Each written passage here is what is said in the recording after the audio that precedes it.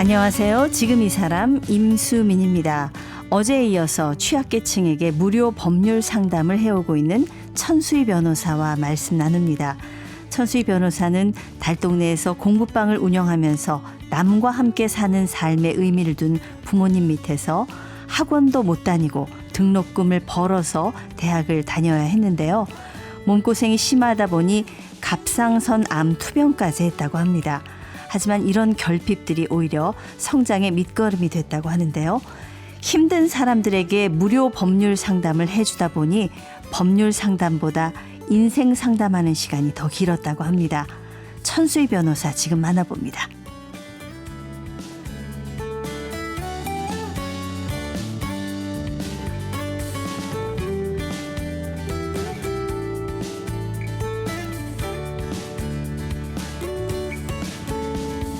네, 천수희 변호사님 함께했습니다. 안녕하세요. 네, 안녕하세요. 네, 이제 10년 차 변호사지만 또 무료 법률 상담 경력도 10년 되신 분입니다. 네.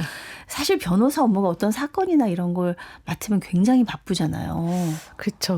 막 밤도 새고 그러나요? 네, 보통은 이제 뭐 밤도 새고 주말 출근도 하고 많은 변호사님들이 그렇게 지내고 계시죠. 왜냐하면 낮 시간대는 아마 이제 의뢰인분들이 찾아오셔서 상담을 진행하기도 하고 그리고 또 소송 재판에 이제 또 나가야 되니까 결국에 서면을 쓰거나 이런 일을 할 시간들이 많이 부족하거든요. 그래서 밤에 보통 일을 한다거나 아니면 주말을 통해서 이제 일을 한다거나 이렇게 진행이 되죠. 변호사 처음 신입 시절에 변호사 시절에 구청에서 무료 법률 상담을 2년 동안 하셨다고 하는데 그게 끝난 후에도 지금 매달 무료 법률 상담을 그 바쁜 시간을 쪼개서 하는 이유가 있습니까? 그러니까 제가 이제 무료 법률 상담을 하다가 서초동에 그냥 일반 속무를 하는 변호사로 이제 넘어와서 일을 하다 보니까 예전에는 되게 좋은 일 많이 했는데 지금은 우리 대표님을 위해서만 일하는 건가? 약간 이런 생각이 들면서 조금 마음이 약간 허전하다고 해야 되나? 그리고 약간 빚지는 느낌인 거예요, 사회에. 내가 어쨌든 로스쿨이라는 제도를 활용을 해서 변호사가 됐는데 그때 제 마음은 그 로스쿨 제도의 취지가 이제 사회의 다양한 계층에게 질 좋은 양질의 그 법률 서비스를 제공한다 이런 것이었는데 내가 그냥 다른 변호사랑 똑같이 일을 한다고 하면 사실 그 취지와 목적에 맞지 않는 거 아닌가 이런 생각을 많이 했었거든요. 그래서 이제 저희 대표님께는 양해를 구하고 제가 근무 외적으로 그런 활동들을 조금 해도 괜찮냐고 여쭤봤는데 저희 변호사님께서도 뭐 젊을 때 할 수 있을 때 한번 해보라고 말씀을 하셔가지고 다행히 또 그런 양해 하에서 이제 제 근무 시간 쪼개가지고 이제 무료 법률 상담 도와드리고 있죠.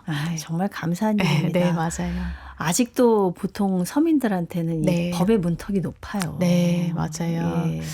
오히려 일반 국민분들 중에서 이제 소득이 낮거나 이러신 분들은 사실 그런 지원을 많이들 못 받으시거든요. 근데 각 동주민센터에 그 국가에서 배정해 놓은 마을 변호사라는 변호사님들이 다 소속이 돼 계세요. 원래 주민센터에 변호사님들이 다 계세요? 그러니까 이제 그게 저도 이제 2개 동에 지금 마을 변호사로 활동을 하고 있는데 변호사님들의 지원을 받아서 그 동주민센터에 법률 상담을 요청하는 이제 국민들을 상담해 줄 수 있게끔 제도화가 되어 있어요. 그래서 많은 분들이 모르시더라고요. 그래서 저도 이제 2개 동에 속해서 이제 한 달에 한 번씩 각 동마다 이렇게 해서 상담을 도와드리고 있는데 그래서 만약에 어떤 법률적인 문제가 발생했는데 뭐 서초동까지 가서 비용을 들여서 상담을 받는 게 뭐 시간적으로나 비용적으로나 어려운 분이 있으시다고 하신다면은 그 거주하고 계신 동주민센터에 전화를 하셔서 마을 변호사랑 상담을 받고 싶다 하면 정해진 요일에 상담을 받으실 수가 있어요. 무료로요. 네.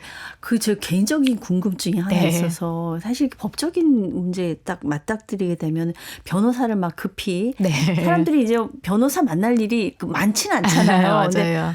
저도 아직 뭐 변호사를 뭐 소송과 관련해서 만나본 적이 없는데 만나야 된다 그러면 사실 어떤 기준으로 선택을 해야 되는 변호사 사무실 서초동 가면 진짜 많긴 한데 맞아요. 아무 데나 들어갈 수도 없고 막 검색을 하게 되거나 아니면은 뭐 너 아는 사람 중에 변호사 있어 이러는데 맞아요. 어떤 기준으로 변호사를 선택해야 될지 진짜 그게 어려운 것 같아요. 일단은 만약에 그 법률 상담의 어떤 내용이 굉장히 특수한 분야라고 한다면 예. 대한변호사협회 홈페이지에 들어가 보시면 변호사 전문 분야를 검색하실 수가 있어요. 그래서 예. 그 분야에 해당하는 전문을 가진 변호사님을 일단은 검색해 보실 수가 있어서 특수한 분야라면은 그 해당 분야의 전문 자격을 가진 변호사님을 좀 검색해보고 그분한테 먼저 상담을 받아보시는 게 좋고요. 그게 아니라 만약에 일반적인 그냥 경우의 상담이다. 뭐 이혼이다. 네, 뭐 네. 그러니까 모든 뭐. 변호사가 다 하고 있는 그런 네. 일이다. 뭐 임대차라든지 뭐 금전대차 뭐 이런 거라고 한다면은 일단은 이제 변호사님을 뭐 인터넷으로 검색을 하시더라도 그 다음에 찾아가서 상담을 할 때는 반드시 변호사님이 직접 상담해 주시는 변호사 사무실에서 하시는 게 전 좋을 것 같아요. 뭐 대부분은 뭐 사무장님이나 네, 이런 맞아요. 분들이 해주시죠. 네, 그래서 보통은 막 재판이 끝날 때까지도 한 번도 변호사님을 못 만나는 경우도 있어요. 무조건 큰 데가 좋은 게 아니네요. 네, 맞아요. 큰 데 같은 경우에는 오히려 더 사무장님들이 그런 데는 더 많아가지고 예.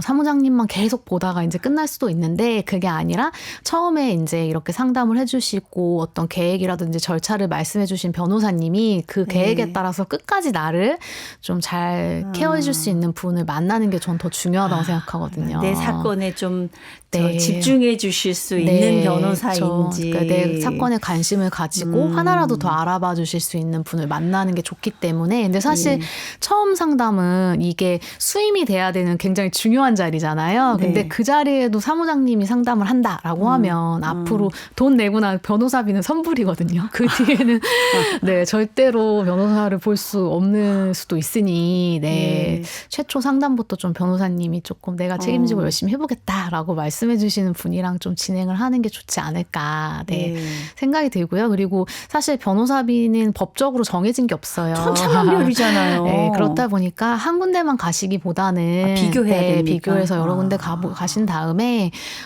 이제 뭐 승소라든지 패소의 가능성들을 조금 잘 한번 이제 고려해 보셔가지고 내가 이 정도 금액까지는 잘 안 되더라도 감당할 수 있겠다 이런 사무실을 좀 찾으시는 게 좋지 않을까. 왜냐하면 이겼는데 남는 게 없으면 사실. 그러니까 이제 보통 분들은 변호사님이 어려우니까 한 번 상담하면 그분한테 해야 되는 줄 알고 맞아요. 그럴 수가 있는데 이것도 사실은 어떤 우리가 뭐 상품을 구입할 때 맞습니다. 따져보는 것처럼 비교해보는 것처럼 그럴 필요가 있다. 네, 맞습니다.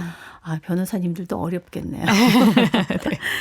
그 많은 무료 법률 상담도 해주시고 본인의 사건도 처리를 해보셨지만 실제로 본인이 어떤 소송의 그 당사자가 돼서 진행을 해보신 경험이 있으세요 혹시? 네, 그 책에도 이제 내용이 나오는데 제가 이제 동료 변호사들이랑 주말에 이제 홍콩으로 2박 4일 여행을 가게 됐거든요. 근데 그 가는 도중에 저는 목적지가 홍콩이었는데 제 짐가방, 그러니까 캐리어 수화물은 방콕으로 가게 된 거예요. 그런 경우가 종종 있습니다. 네, 맞아요. 근데 저는 사실은 이제 가방을 분실한 직후에 바로 신고를 했기 때문에 그 홍콩에서 가방을 받을 수 있을 줄 알았거든요. 근데 결국에는 여행이 끝날 때까지 가방을 받지 못했고 이제 한국에 돌아와서 가방을 받게 된 거죠. 그럼 어떻게 손해배상이 되나요?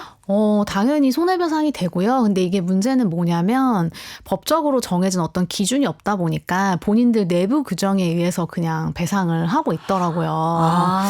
네, 그래서 제가 4일 정도 가방을 못 받았는데 이제 손해배상금으로 10만 원을 얘기를 하더라고요. 네. 아니 거기 뭐 옷도 없으니까 옷도 사 입어야 될 수도 있고 뭐 맞습니다. 여러 가지 뭐 사야 되는 것들도 있고 불편함을 엄청 겪었을 거 아니에요. 네, 아무래도 제가 그날 이제 금요일 저녁에 일 끝나고 갔기 때문에 구두 신고 정장 입고 그러고 갔었는데 가방 안에 뭐 화장품부터 시작해서 운동화, 뭐 옷 이런 것들이 다 있었는데 사실 4일 여행을 위해서 이제 그거를 어떻게 사야 되나 말아야 되나를 고민했는데 여행 가서 계속 구두 신고 다닐 수는 없어서 운동화도 구입하고 뭐 칫솔, 치약 뭐 이런 것들 기본적인 것들 다 구매를 했었는데 이제 그런 것들이 어떻게 보면 쓰지 않아도 될 돈을 쓴 거니까 손해인 거죠. 근데 10만 원을 보상을 하겠다고 이야기를 하면서 사실 뭐 10만 원도 적은 돈은 아니에요. 그런데 저는 돈보다도 사과가 먼저 좀 선행이 돼야 된다고 생각을 했었거든요. 근데 이제 그 항공사에서 돈 주면 사과지 무슨 사과를 말하냐 이렇게 얘기를 하시더라고요. 근데 저는 제가 무슨 정말 돈 1,000만 원이라도 받으면서 그런 얘기를 들으면 아, 그런가? 이렇게 생각을 했었는데 10만 원을 주면서 사과라고 막 그렇게 강압적인 태도를 보이면서 하길래 이거 좀 이상하다라고 하면서 이제 인터넷을 찾아봤더니 저 말고도 그런 피해를 입으신 분들이 굉장히 많더라고요. 그래서 예. 예를 들면 아기 어머니가 휴양지에 아기를 데리고 놀러 가는데 이유식 가방을 못 받으신 거예요. 그렇거나 아니면 또 중요한 계약을 체결하려고 가셨는데 가방을 못 받아서 계약이 어그러진다거나 막 이런 일도 있었고 근데 항공사에서는 우리 내부 규정이 10만 원이 최대 보상 금액이니 이거 받으려면 받고 아니면 소송해라 이런 식으로 나오는 거죠. 변호사인 줄 몰랐나 보다. 처음에는 몰랐고요. 나중에는 밝혔어요. 네. 이렇게 하면 난 소송할 거다라고 했는데 하시라고 이렇게 말씀을 하시더라고요. 그럼 어떻게 했어요? 예. 소송을 했죠, 제가.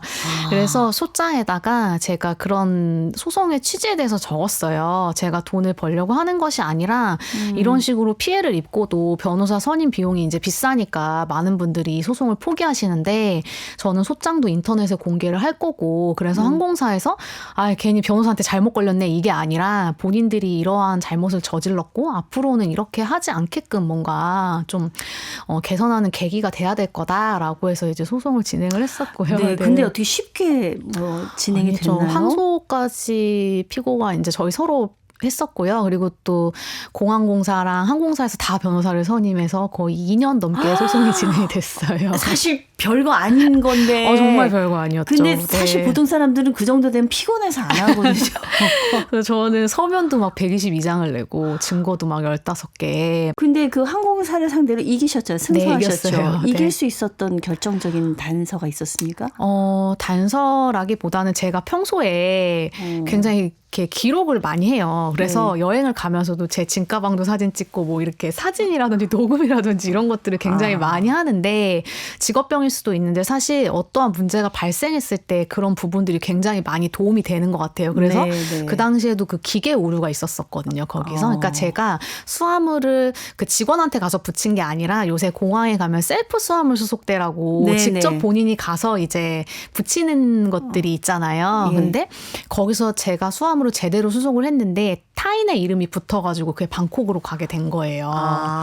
그래서 그게 굉장히 큰 저는 오류라고 생각을 하는 게 인천공항에서 아무리 짐 검사를 많이 해도 내 가방이 남의 이름으로 들어가게 된다고 한다면은 큰일이죠. 사실 그거는 보안 검색을 하는 의미가 별로 없는 거잖아요. 근데 제 가방이 그렇게 남의 이름이 달려서 인천을 출발해서 방콕까지 갈 때까지 어떠한 제재도 없이 그냥 그 짐이 한 번에 다 통과가 돼서 간 거죠. 그걸 어떻게 찾았어요?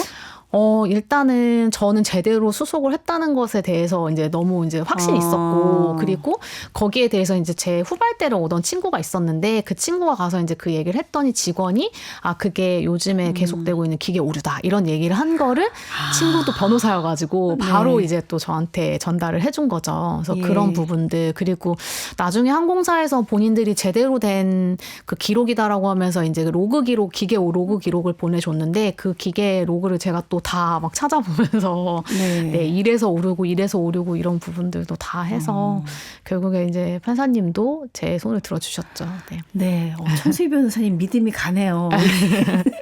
이 작은 거를 이렇게 끈질기게 파헤쳐서 2년 동안 해서 승소한 거잖아요. 네, 근데 저는 사실 제가 이긴 것도 이긴 거였지만 이 사건 이후에 원래 그 수화물 저희가 공항에 짐을 맡기게 되면 수화물표를 줘요. 근데 거기에 원래는 네임 이렇게 돼 있고, 왜냐면 전 세계 사람들이 이용을 하는 거기 때문에 이름이 굉장히 복잡할 수 있잖아요. 어떤 나라 사람들은 이름이 막 20글자씩 되는데, 근데 네임 그리고 데스티네이션 목적지 이런 표기가 없었어요. 그 수화물표에. 근데 이런 소송을 하면서 제가 그런 것들을 지적을 해서 지금은 네임, 그래서 이름, 그 다음에 데스티네이션에서 이제 이렇게 딱 목적지까지 그런 수화물 표가 변경되는데, 그걸 바꾸셨군요. 기여를 조금 했다고 볼 수 있을 것 같아요. 그러니까 이제 아무래도 본인이 어떤 소송의 당사자가 돼서 경험을 해보니까 그 다음에는 의뢰인들을 대할 때 되게 달라지실 것 같아요. 그렇죠. 저도 사실 이제 소송 때문에 오시는 분들이 뭘 물어보시면은 뭐 시간은 얼마 정도 걸릴 거고요. 뭐 어느 정도 이길 것 같고요. 그리고 변호사 비용 얼마 드실 거예요. 이렇게 정말 좀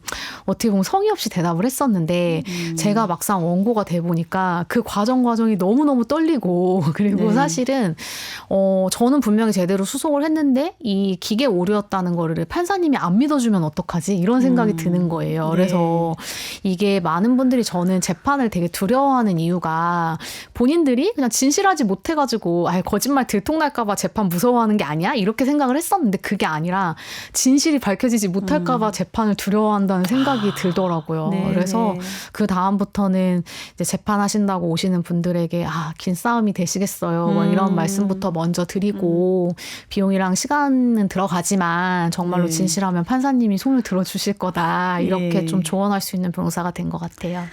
그래요. 지금 이제 말씀을 듣다 보니까 의뢰인 편에서 그래서 굉장히 잘 들어주고 힘이 돼주시는 그런 변호사이신 것 같은데, 근데 사실 요즘 제가 그런 드라마들이 이제 방송에서 변호사가 나오는 드라마가 맞아요. 많아서 좀 봤는데, 의뢰인이 반드시 선한 게 아니잖아요. 맞아요. 네. 그리고 거짓말하는 경우 있잖아요. 네, 맞아요. 변호사도 속습니까? 그쵸. 그래서 저도 이제 어떤 남자분이 강도상해를 하셔가지고 되게 굉장히 큰 죄잖아요. 근데 네. 어머니가 찾아오셨어요. 아드님은 구속이 돼 있고. 근데 내가 이 아들을 어떻게 키웠고 정말 우리 아들이 억울하고 막 그런 얘기를 하시는 거여서 그날 이제 계속 같이 있었다고 말씀을 하시더라고요. 그래서 진짜로 그러면은 억울한 상황인가 이제 이렇게 저렇게 막 생각을 막 하고 고민을 했거든요. 근데 나중에 보니까 CCTV에 아드님이 찍힌 거예요. 범행 장면에. 그래서 제가 엄마가 아들 감싸려고 거짓말하셨군요. 그래서 제가 이거 어떻게 이렇게 CCTV에 다 찍혔다고 이제는 부인하실 게 아니라 오히려 어떻게 반성할지에 대해서 걱정을 해야 된다라고 했더니 어머니가 저한테 우리 아들이 흔한 얼굴이라고. 그때도. 네, 이 옷이 되게 유행하는 옷이라고 변호사님이 여기 앉아서 상담만 하셔가지고 잘 모르시나 본데 우리 동네 가면은 10명 중에 3명은 이 옷 입는다는 거예요. 그래서 제가 아드님은 뭐라고 하시냐 했더니 아드님도 계속 억울하다고 하신다는 거예요. 근데 범행 장면이 다 찍혔거든요. 그래서 제가 이 시간에 어머님이랑 같이 있었다고 하시지 않았냐 이렇게 했더니 내가 언제 나랑 있었다고 했냐고 또 막 그렇게 말씀을 하시는 거죠. 그래서 제가 그동안 고민했던 시간이 되게 좀 무색해지는, 그리고 또 한편으로는 그냥 이런 경우에는 빨리 반성을 하고 피해자한테 사과를 하고 회복을 하려고 노력을 해야 그나마라도 형을 줄일 수 있지. 이렇게 계속 부인하는 거는 도움이 안 되는데 왜 본인을 도와주려고 하는 변호사까지 속이려고 하실까. 그런 생각이 조금 들더라고요. 네, 얘기 들으니까는 김혜자 씨 주연했던 영화 마더. 네. 그러니까 그대로 생각이 맞아요. 나네요. 거기서도 어머니가. 예, 죄의 경중은 있겠습니다만은 정말 그 의뢰인이 억울한 경우였는데 네. 이제 맡으신 사건 중에서 좀 잘 풀려가지고 억울함을 풀어준 그런 사례들도 있으시죠. 어떤 이제 남자분이 오셨는데 네. 어떤 분한테 폭행을 당하신 거예요. 근데 이분이 이제 그 피해자분이 집행유예 기간이었거든요. 근데 때리신 분이 그걸 알아가지고 이제 CCTV가 없는 데를 데려가셔서 이제 이분을 때린 다음에 본인 얼굴도 스스로가 본인 얼굴을 친 다음에 너 집행유예 기간이지? 이렇게 하면서 이거 지금 쌍방폭행이야. 이렇게 하면서 나는 가볍게 벌금형이지만 너는 그 집행유예 범죄까지 해서 가중처벌 될 거야. 이렇게 세상에. 하신 거죠. 그래서 이분이 이제 그러면서 이제 막대한 합의금을 요구를 하신 거예요. 네. 너 내가 합의해줘야 그거 집행유예도 실효 안 되고 너 이것도 처벌 안 당해. 이렇게 이분을 협박하신 거죠, 반대로. 근데 네. 이분이 물론 다른 죄로 이제 집행유예를 받으신 전과는 있지만 그래도 본인이 정말 너무 억울하다고 하시면서 이제 젊은 남자분이 오셔서 막 우시는 거예요. 그래가지고 이제 어떻게 해야 되나 왜냐하면 CCTV가 없는 지역이기 때문에 그거를 이제 입증할 수 있는 방법이 없었던 거죠. 그래서 네. 그분에게 그 사람이랑 다시 한번 전화 통화를 해서 전화 통화를 하는 건 사실 전화 통화에서 녹음하는 건 불법이 아니거든요. 대화 당사자 간에 녹음을 하는 건 불법이 아니에요. 네, 그래서 네. 그날 있었던 일을 조금 그게 티가 안 나게 한번 예. 다시 한번 그 상기를 시킨 다음에 그래서 네가 원하는 돈이 얼마라고 이렇게 해서 한번 녹음을 한번 해보셔라. 그러면 그거를 증거로 쓰실 수 있을 것 같다라고 해서 이제 저랑 몇 번 연습을 하셨어요. 예. 왜냐하면 티가 나면 안 되니까. 하니까 네네. 누가 봐도 이게 지금 녹음하려고 하는 것 같은 상황이면 안 되니까 이제 연습을 하시고 가셔가지고 실제로 이제 녹음을 하셨죠. 그래가지고 이제 그분이 뭐 그러니까 너 나한테 잘 보이려면 그 돈 줘 막 이렇게 하면서 이제 한 부분이 녹음이 돼가지고 네. 결국에는 이제 그 폭행죄에서 벗어나실 수 있었죠. 네. 진짜 다행입니다. 네, 그래서 물론 이분이 이제 집행유예가 있는 그 전에 범죄를 저지르신 분이긴 하지만 그렇다고 해서 짓지도 않은 죄 때문에 또다시 뭔가 가중처벌을 받는다는 거는 굉장히 저는 이건 억울한 일이라고 생각을 했기 때문에 뭐 네. 다행히 잘 마무리가 됐죠. 그러니까 변호사들도 굉장히 머리를 많이 써야 되고 어떤 심리전을 해야 네, 되는 맞아요. 그런 직업이네요. 천수희 변호사는 이제 얘기를 잘 들어주는 변호사고 얘기를 하시고 그런 게 너무 의뢰인들한테는 많은 힘이 되기도 하겠지만은 때로는 사실 변호사와 의뢰인 간에 좀 어떤 적당한 간격이 좀 필요하지 않을까요? 아이, 맞죠. 그러니까 뭔가 너무 가깝게 지내다 보면 어떤 이제 할아버님은 맨날 저한테 천여사 하면서 이렇게 들어오세요. 그래서 제가 저 여사라고 부르면 안 돼요, 할아버님. 그랬더니 왜 결혼 안 했어? 막 이렇게 하시는 거예요. 그래서 아니 결혼을 하고 안 하고가 아니라 그래도 여기서 법률 상담 하는데 그렇게 말씀하시면 안 된다. 막 이렇게 할 정도로 얘기를 했었는데 그리고 너무 가까워지다 보면 사실은 저희가 이제 예약제로 진행이 되고 왜냐하면 네. 다른 분들도 상담을 많이 받으셔야 되기 때문에 그런 부분이 있었는데 그냥 가까워지다 보면 그런 거 없이 와서 언제든 내 얘기를 좀 들어줬으면 좋겠고 그리고 또 내 편 들어줬으면 좋겠고 이런 생각들을 하시게 되는 것 같아요. 네. 그래서 가까운 사이일수록 그런 부분에 대해서는 좀 더 이제 말씀을 드렸죠. 다른 분들도 계시기 때문에 제가 예약하고 오시면 얼마든지 들어드릴 수 있는데 그냥은 안 된다 이렇게 네. 말씀을 드렸었죠. 공사는 좀 분명하게 해달라. 네. 네. 이제 무료 법률 상담을 많이 하시니까 여쭤봅니다만 사실 공공기관의 무료 법률 상담이라는 게 좀 한계가 느껴지실 것 같아요. 네. 어떤 것들이 문제라고 생각하십니까? 아무래도 이제 저희가 소송까지 가서 대리해드리는 건 아니기 때문에 사실 상담 과정에서는 가져오시는 증거라든지 자료들도 굉장히 한정적이고 그리고 또 상대방의 입장을 들어볼 수가 없어요. 그렇다 보니까 이분은 억울하시다고 말씀을 하셔도 사실 또 피해를 입은 상대방의 입장에서는 또 그게 그런 상황이 아닐 수도 있거든요. 근데 제가 재판까지 가는 변호사라고 한다면 그런 부분에 대해서까지 다 듣고 제가 어떤 조언이나 방향을 제시해 드릴 수 있지만 상담하는 과정 중에는 그런 부분들은 제가 다 파악하기가 어렵기 때문에 일단은 뭐 항상 오셔서 제일 궁금해 하시는 게 이게 이겨요 져요? 이기면 얼마 이겨요? 이런 것들을 궁금해 하시는데 그런 것들에 대해서 명확하게 제가 답변을 드릴 수가 없는 거죠. 그래서 이랬을 때는 이렇게 되고요. 뭐 만약에 이렇게 된다면 이렇게 돼요. 그래서 항상 가정적인 상황으로 해서 결론을 제시할 수밖에 없는 좀 어려움이 있는 것 같아요. 네. 그래도 저희가 그 천수희 변호사님이랑 방송을 하면서 네. 우리가 법률적인 혜택을 돈 들이지 않고 네. 얻을 수 있는 방법들이 꽤 있구나라는 네. 걸 알았고 네. 무료라고 해서 반드시 그게 뭐 질이 떨어진다거나 이런 것은 아니죠. 네, 네. 어차피 제가 보니까 저도 무료 법률 상담을 지금 도와드린다고 말씀을 드렸는데 사실 본인의 시간을 내서 그런 상담을 해주시려고 하시는 변호사님들은 어쨌든 좋은 마음으로 그 상담을 해주시는 거거든요. 그렇기 때문에 뭔가 이거를 굉장히 가볍게 생각하고 하시는 분은 저는 없을 거라고 생각을 해요. 그래서 그분들한테 무료 상담을 받으신다고 해서 그게 반드시 뭔가 무료여서 이렇게 얘기를 하나 이렇게 생각하실 필요는 없고요. 그래서 그런 부분들을 뭔가 조금 의문이 나는 부분이 있다면 추가적으로 이제 유료 상담을 받으시면 되지만 그게 다 틀린 말이고 뭔가 성의 없는 대답이다 이렇게 생각은 안 하셨으면 좋겠어요. 네. 일단 답답할 땐 좀 두드려 보시고. 네, 맞습니다. 사랑 없이 우리가 법을 말할 수 있을까? 우리 천수희 변호사가 본인의 경험을 담은 책에서 이제 그동안에 겪어왔던 얘기들을 쭉 쓰셨는데 거기 보니까 다른 변호사와 다른 점 3가지를 쓰셨더라고요. 네, 맞아요. 예, 나는 뭐가 좀 다를까 이런 걸 생각해 보셨나 봐요. 어떤 이제 의뢰인분이 오셔가지고 네. 그분은 이제 다른 일 때문에 변호사를 이미 선임하셨던 분이셨어요. 근데 그 변호사님과 뭔가 갈등이 있었는지 그 변호사님을 고소하고 싶다고 저한테 찾아오신 거예요.